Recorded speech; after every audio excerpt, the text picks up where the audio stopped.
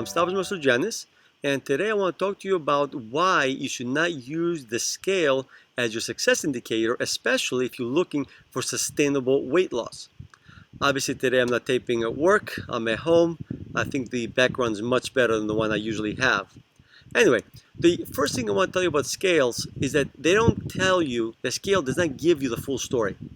In other words, you could have done everything right, but because it's a time of the month or you had too much salt the night before, there's tons of reasons why your body weight could have gone up, although you've done everything right. So that's number one thing. But the biggest thing is the fact that weight gain is not the problem. That's not the real problem. The real problem is your daily habitual behaviors. Weight gain and all the health issues that come with it is only the symptom of our behaviors.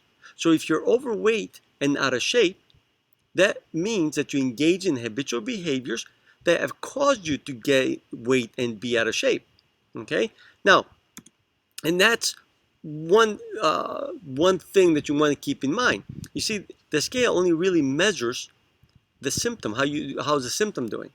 You see, if you're focusing on the symptom, you're never going to really truly solve the problem permanently. So the focus should be on your daily habitual behaviors. That's what you want to be focusing on. Now, the big question is, how do you change habitual behaviors? And the answer is actually really simple. All you want to do is focus on one behavior at a time.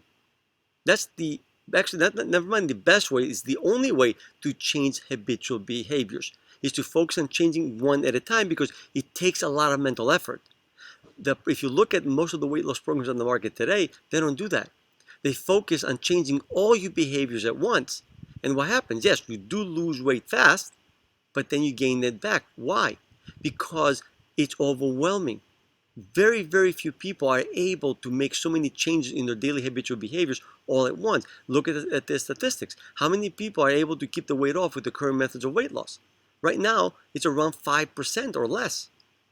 So the key is, if you want sustainable results, is to focus on changing one habit at a time. Now, here's the problem. Sometimes it might take 3 or 4 or 5 habits before you begin to lose weight. If you use the scale as your success indicator, and after changing 1 or 2 habits, you haven't seen any weight loss, what happens? Well, you feel like a failure. And that's the biggest issue. But then if you're focusing too much on the scale, what happens? You put pressure on yourself to try to make all the changes you need to make all at once so you can see the scale move, so you can feel successful. But then if you do that, you burn out. And again, look at the weight loss methods in the market today. That's how they approach weight loss, so you can lose weight fast, so you can see the scale move. As a matter of fact, you see them promise is lose 10 pounds the first month or lose 5 pounds the first week. What happens with that weight loss? Do you keep it off? Most people know.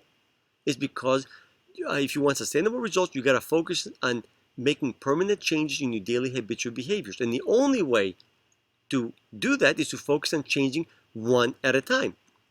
And so basically, you want to focus on lifestyle changes.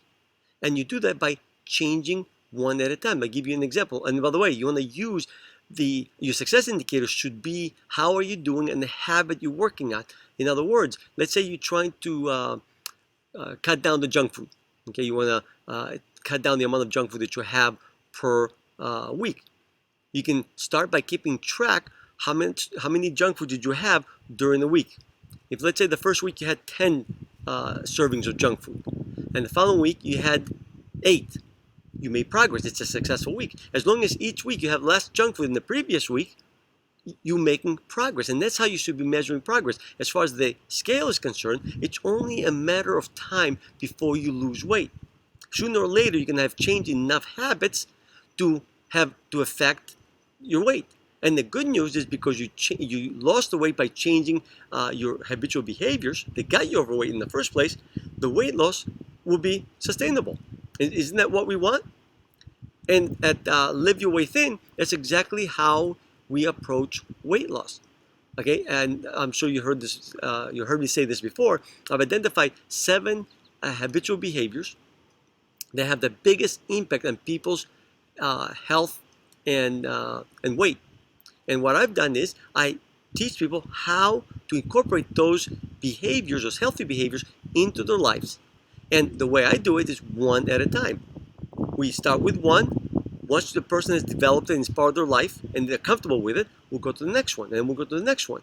Yes, it might take a little longer to lose the weight, but at least once you've lost the weight, you don't have to worry about it again. And again, the question I always ask people who want fast weight loss, what is the point of losing weight fast if you're going to regain the weight back? Won't you rather take a little extra time? We're not talking about extra years, extra months, and 1 or 2 extra months, and do it right and never have to worry about your weight again? Anyway, thank you for watching. Please, if you're new to my channel, don't forget to subscribe and like and share this video. I greatly appreciate it. Thank you for watching. I'll see you in the next video.